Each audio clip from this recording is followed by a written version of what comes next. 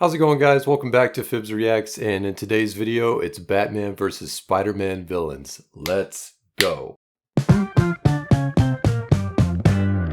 Alright, so for today's video, we are going to be pitting Batman versus Spider-Man villains. I got the idea from this video I saw the other day where this guy put Spider-Man versus Batman's villains, and so being the big Batman fan that I am, I thought, why not reverse it and put Batman versus Spider-Man's villains. So we're going to be doing this in the form of a tier list. So the first category we have, I am calling Yikes. Top tier threat, Batman would have a very difficult time taking down. And next, just as a little buffer, we have an A column. And then right smack in the middle, we have a category I'm calling Throwing Hands. And this category is basically, they're pretty formidable.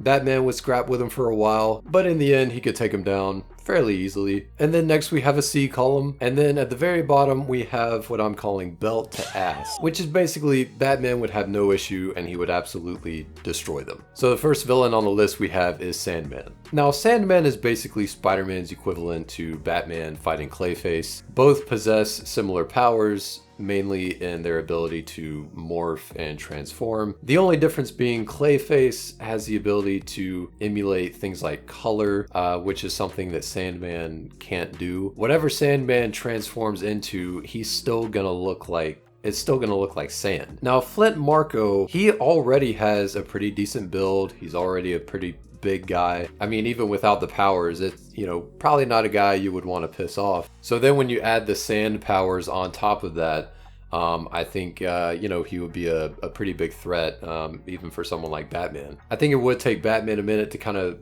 navigate how to approach taking down a villain that, is made of sand, similarly to how we would Clayface. So with that being said, I think I'm going to put Sandman in the A column. Next up we have Mysterio. Now Mysterio is one of my personal favorite Spider-Man villains. Mysterio, I would say, is like Spider-Man's equivalent to Batman fighting Scarecrow. And the reason I say that is because Mysterio, of course, has the ability to create illusions and kind of get into your head a bit. Now I know that a lot of people may not think so, but Scarecrow is honestly one of Batman's worst villains because he has the ability to hone in on what is Batman's greatest fear, the things he's most afraid to lose. And Mysterio kind of has a similar ability with his ability to create illusions. So I could easily see Mysterio creating illusions of Batman's parents, the night his parents were killed, maybe of Jason Todd and his death, or maybe, Alfred and his life being threatened. But again, it's all an illusion and it's all in Batman's head. And I think that would put Batman in a very vulnerable place that would allow Mysterio to possibly have the upper hand. However, beneath all of that, beneath all the illusions, Quentin Beck is just a visual effects guy. Like in hand-to-hand combat, he's really nothing. So if Batman were able to push through all of the illusions and kind of navigate his way through that, and if it were just him versus Quentin Beck, I feel like he could take him down pretty easily. But again, that's if he can get past the illusions, which even for someone like Spider-Man who has spider sense, Mysterio is still a very difficult villain even for him. So with that being said, honestly, I'm going to put Mysterio at the very top. I'm going to put him in the Yikes category. Next up we have Vulture. Now again, we are not talking about the MCU version of the Vulture, which I think they did really well. We are still talking about the OG version of the Vulture that we see in the comics. We are talking about AARP in a wingsuit. Even though Vulture can fly and Batman obviously can't, and he might have a hard time, trying to track him down and trying to follow Vulture throughout the city. I mean, he's still just an old dude. I mean, if Batman laid a right hook across his face, he'd be out for the count. So yeah, belt to ass for Vulture. Next up we have Black Cat. Now I know what some of you nerds are thinking, like, ooh, Black Cat is not really a villain, she's like more of an anti-hero. Shut your bitch ass up. Which is true. Black Cat is very similar to Catwoman. She's not really a hero, but she's also not really a villain, which is why most would categorize her in the anti-hero kind of right in the middle. It would be a similar story to Batman taking on Catwoman. I mean, hey, you can't blame the guy. I mean, who can resist a pretty girl in a cat suit? And especially with the rumors going around that Sydney Sweeney might be Black Cat in the MCU. I mean, shit, I'd have a hard time fighting her too. So yeah, I do think Batman might be a little distracted. So with that being said, I think I'll put Black Cat in the C category. He could bring her in if he wanted to, but I feel like for the most part, he would just kind of play along with it. Next up, we have Dr. Octavius. We have Dr. Octopus, Doc Ock, Doc Cock, the Cock Doctor. Hey, yo! Now again, Dr. Octopus is kind of similar to Mysterio in that he is very much enhanced by his abilities. Because if you take away his arms, he is nothing more than just a fat scientist. And I'm sure that Batman would probably come up with some device that could like disable his arms or something because they are mechanized. So if Batman would have any kind of advantage over his mechanical arms, he could take down Dr. Octavius like that. But again, that's if he can find some way to rid Dr. Octavius of his mechanical arms. So I think he would have a bit of an issue with Doc Ock. So I'll put him in the throwing hands category. Next up, we have the Lizard. Much like Batman fighting Killer Croc, the only difference between Waylon Jones and Dr. Connors is Dr. Connors is also a scientist. And so not only is he a giant lizard man with enhanced strength and enhanced mobility, but he's also smart on top of that. And it's not like the Hulk, whenever Bruce Banner transforms into the Hulk and kind of loses all of his know-how and wisdom. As we've seen in movies and other media, when the Lizard transforms, he still retains his knowledge as Dr. Connors. It's just kind of a side effect to him trying to regrow his arm. And so with the combined strength of Killer Croc with the brain power of Dr. Connors, I'm gonna put the Lizard in the A category. Next on the list, of course, we had to have Venom. Now, Venom I do think would be a bit of a problem for Batman because you have this symbiote, which is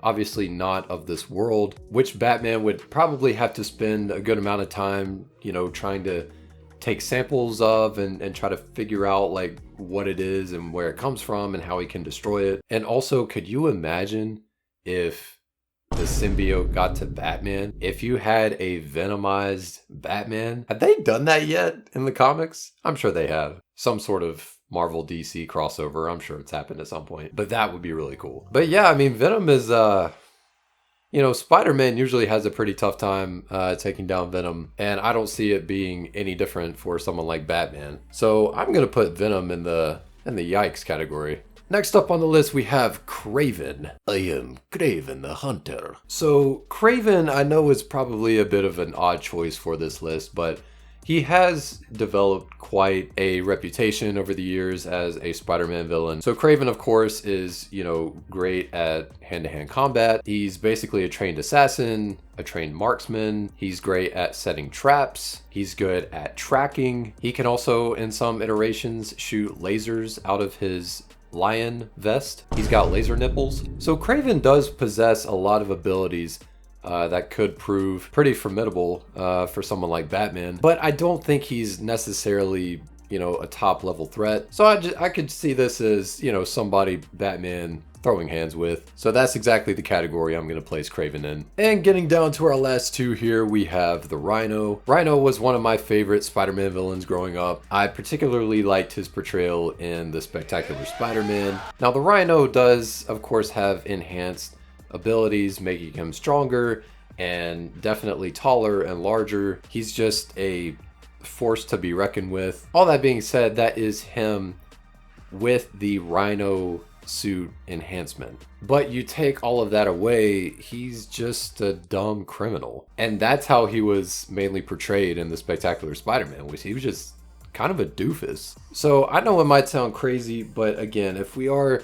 talking about what is underneath all of the rhinocerosness, he is just a guy. And I feel like somebody Batman could just kind of easily take out like the trash. So I'm gonna put Rhino in the belt to ass category. And finally, the last one on the list here, of course, we had to talk about the king of Spider-Man villains, and that is Green Goblin. Good old Norman. Okay, so the Green Goblin. So we have this guy who has taken a serum that enhances his strength, also kind of makes him a crazy person. He also has a bunch of gadgets, such as his pumpkin bombs, and of course, his glider. So the Green Goblin, I would say, is basically like a mobile version of the Joker. I think Batman would have a pretty difficult time with Green Goblin because he can't navigate throughout the city like Spider-Man can. I mean, all he has to do is latch a web onto his glider and he can just make his way to him. Batman, on the other hand, who of course cannot fly,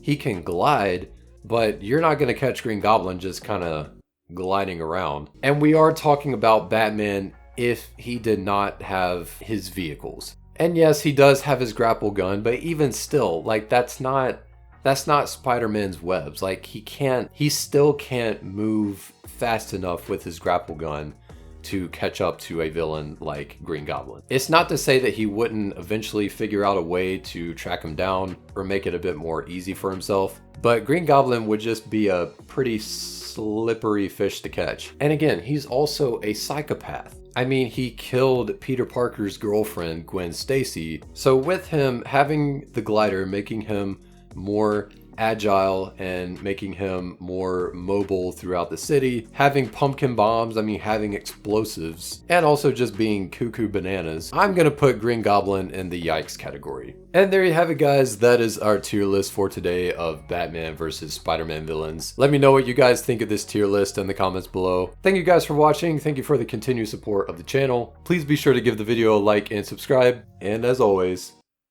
catch you later.